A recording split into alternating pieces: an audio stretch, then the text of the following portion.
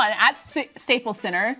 First half belonged to Luka, the Don. He was feeling it through the first 2 quarters. He had 21 points and an early triple-double to start this matchup.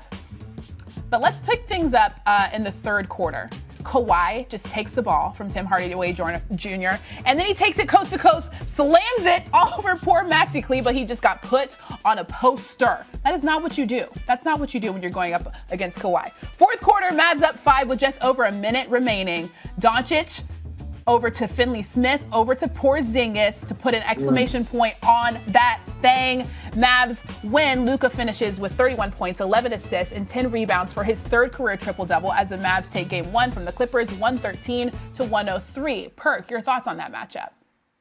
Ooh, well, look, I picked the Clippers at 7, but I was straddling the fence because I almost picked Dallas. And here's why, right? Just think about last year in the bubble. Lucas and Porzingis had the Clippers before Porzingis got hurt. The series was switching towards that direction. And then I think about this year, right?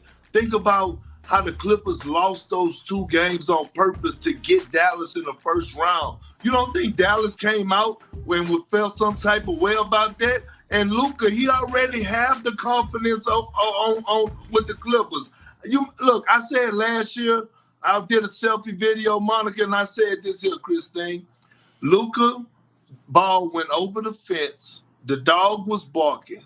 Luka hopped over the fence and when got his ball, the dog started wagging his tail. Luka picked up his ball and the dog and walked straight out the front door and took him home. He's not afraid of the Clippers. They all bark and no bite. They keep showing us that. I love Perk's analogies are so good. His analogies are fantastic. I'm watching this game like, oh my God. Because you know what, Perk? The same thing we saw in this Memphis Grizzlies team, I ain't seen none of that in the Clippers. And I picked the Clippers to win this series in 6 as well. But there was no fight. Like, it was still a ball game down the stretch, but it felt like with 3 minutes or so to go, they just kind of threw in the towel. And I think when I look at the stats, the rebounding numbers being in favor of the Dallas Mavericks, like, to me, rebounding is a hustle stat. It's a 1-2 stat. Yeah, maybe you didn't prepare for Dorian Finney-Smith to hit 4 threes or for Tim Hardaway Jr. to hit 5 threes. Like, I get all that. But just hustling, rebounding, straight up defending, I'm real nervous about that pick at this point. All right, so we'll get to the Celtics versus the Nets in a second. But first, Cassidy Hubbarth is in Denver for Blazers versus the Nuggets in the final game of today's quadruple header. And she actually talked to Damian Lillard yesterday. That was Luka's 3rd career playoff triple-double and 7 career postseason games. That's the 2nd most playoff triple-doubles by a player aged 22 or younger in NBA history. Only Irvin Johnson he's trailing only Irvin Johnson. I say Doncic, the only player in Mavs history with a playoff triple-double. All right, guys, this is a rematch from the bubble. The Heat and the Bucks. These are 2 of the hottest teams coming into the playoffs. Game 1, we'll pick it up in the 4th quarter. Scary moment for the Bucks. Bam Adebayo setting a screen on Giannis Antetokounmpo here, and Giannis going, he's hurt. Hurts his left arm running into Adebayo. He would be treated on the sideline. They put a shooting sleeve on. He would remain in the game. 4:25 to play. Game tied at 90. Chris Middleton had himself a game. Pull up 3, Bucks up by 3. 1:30 to play. Heat down 4. Trevor Ariza brought in for situations like this. Hits the corner 3. Heat down 1. On the other end, Giannis at the line, missed his first free throw. Is called for the 10-second violation here. His free throw goes in.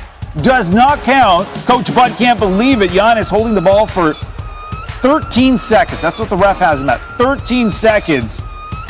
It's clearly a violation, but one, again, you rarely see called in the NBA. It's not going to count. 9 seconds left. Bucks up 2. Giannis back at the line. Made his first. Misses second, so he gets the rebound. They call the timeout. Giannis missing 5 free throws in the 4th quarter, including his 10-second violation. That's tied for the most in his playoff career. So not clutch in that situation. Jimmy Butler. Oh, he's clutch. Gets that to go. Just shot 4-22, but scoring when it counted. And with that bucket, he sends this one into OT. Under 4 to play in extras. Heat down 3, Duncan Robinson. He was feeling it from distance. 24 points on 7 threes. The Heat made 15 more threes than the Bucks. That's going to keep you in games. 45 seconds to play. Heat down 1. Robinson missing the 3. Drew Holiday getting the rebound off in transition. He had 20 points, 11 rebounds. Milwaukee up 3. Heat on the other end. Butler's corner 3. No good. Goran Dragic getting a wide open look. Stick it. Game tied at 107. The Bucks letting play continue. Middleton here holding for the last shot. Pulls up. Oh, he's money. With 0.5 seconds to go, Middleton, a game high 27 points, coming up with the clutch shot right here. And the Bucks watch party, they see the W. The Heat, though, had one last chance. Butler getting the inbound, but can't get the shot off in time. The Bucks winning 109-107 in game 1. Here's your hero. Just trying to get to the spot, try to get the last shot first, but just try to get to my spot, just raise up, have confidence and knock it down. Yeah, tie game. I think, just the ability to let Chris work the clock, play a little bit of, two-man game with he and Brooke, and, Chris has got a knack and obviously hits a huge shot. Two teams that aren't going to give any ground in terms of, the competitive spirit. And it's probably going to come down to, those plays in between. You miss shots. You got days like that. That's okay. The whole thing is you just got to bounce back, figure out ways how you can be better, not just on offense, but on defense as well. You heard Coach Bud say that Chris has a knack for big shots, and he's right. Chris Middleton is now 3 for 6 on game-tying or go-ahead shots in the final 10 seconds of the fourth quarter or overtime in his playoff career. He's one of 4 players to make at least 50% of those shots over the last 25 postseasons, joining Ray Allen, Reggie Miller, and Robert Horry. Pretty good company. All right, Tim's back with us now. You had to like that Middleton hit. That was like Ricky Pierce mid-range stuff from the old days. What did you like about the Bucks, though, when things got crucial at the end? Yeah, it's a different look for them, I think, this year and years past. And a couple of things stood out to me. First and foremost, they've got Drew Holiday on the floor at the end of the game. They haven't had that in the past.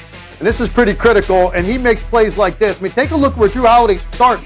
When this ball goes up in the air, he is going to end up dead under the rim. But watch his instincts. He starts leaking toward the long rebound before it even hits the rim. Basically covers about 25 feet to get it, and then has the strength of finishing and build at the other end. Now this also, put Giannis down here in the dunk spot on the baseline. Great place to slash, great place for an offensive rebound. Let Chris Middleton run this set, because when you have 5 defenders like the Heat have here ready to protect the paint, you need somebody that can get a shot from the mid-range area to floor. That's not Giannis. That's Chris Middleton. He goes to his fadeaway, knocks it down, and then one more time to Holiday. They didn't have this the last 2 years.